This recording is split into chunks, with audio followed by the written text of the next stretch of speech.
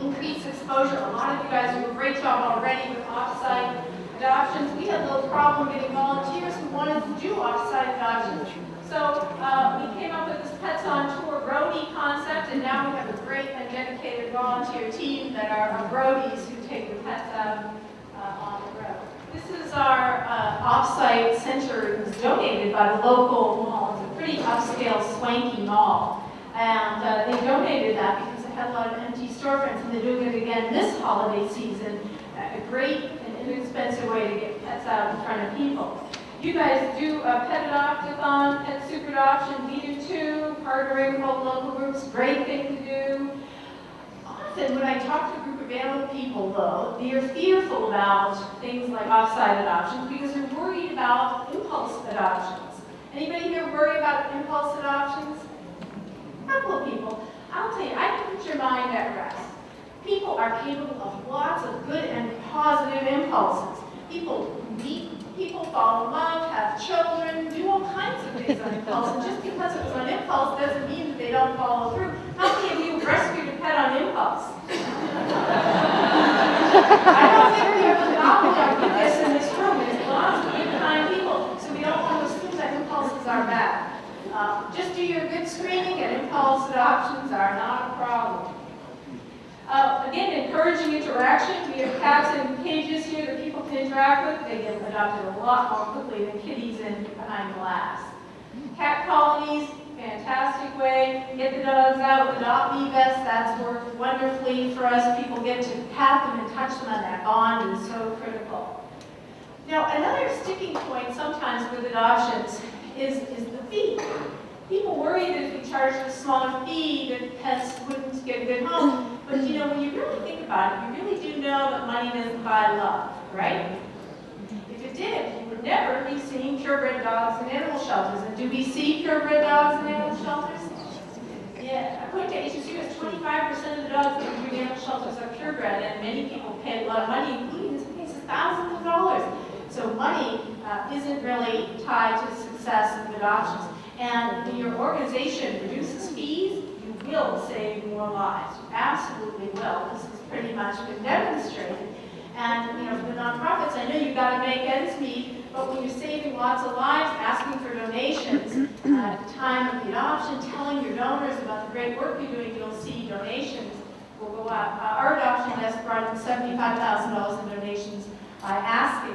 We've also switched over to this pick your price. It's something out of the coffee shop industry, and they discovered that if you come up for a latte, and I tell you it's $4, you pay the $4. But if I say to you instead, well, would you like to pay for the latte? Guess what they discovered? People will pay more than they would have dared ask for the latte.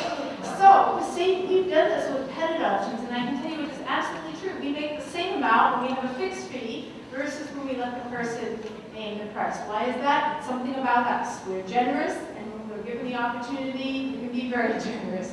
And we found that we make about the same. We had one guy come in and pay $1,000 for a cat. No way you would have dared to charge $1,000 for a cat. So we think Pick Your Price is great, and if anybody's still worried, it was actually a study. It was in the Applied Journal of Animal Behavior and Welfare Science, and they did a study. It was done all very efficiently. People who paid $75 per cat versus $0. Guess what? There's no discernible difference in the attachment to the cat. Eliminate obstacles. We don't have waiting periods. We live in an instant gratification society, so we work our best to get pets into their new homes as quickly as we can finalize those adoptions. And of course, we do follow-up calls. So we're trying to spot those problems in the follow-up calls and address them.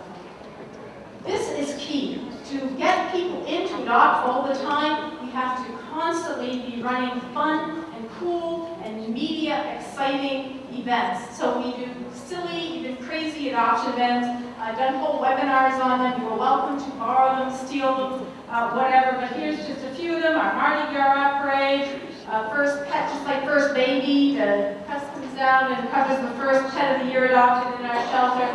We do Valentine's stuff, including furry speed dating.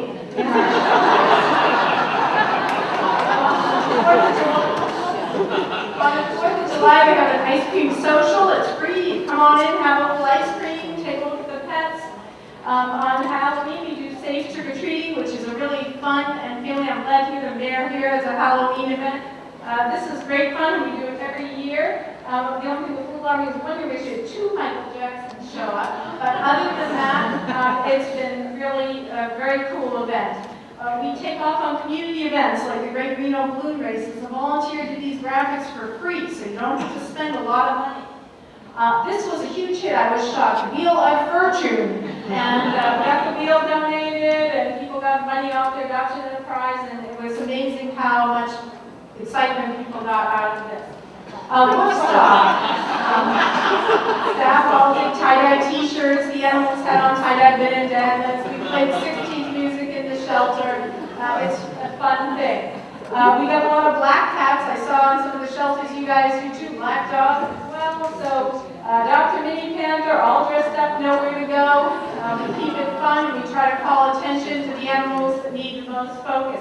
Double love. We want 2 kittens. We got 1 here. Take 2. Cats meow and bow wow luau. We're always doing fun, silly things in the shelter.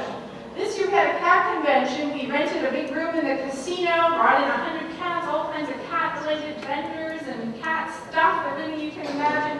And it was a huge success. So thinking about the cats would have a convention, the dogs would have a big party, and we did the doggy palooza, and that was a lot of fun for the dogs.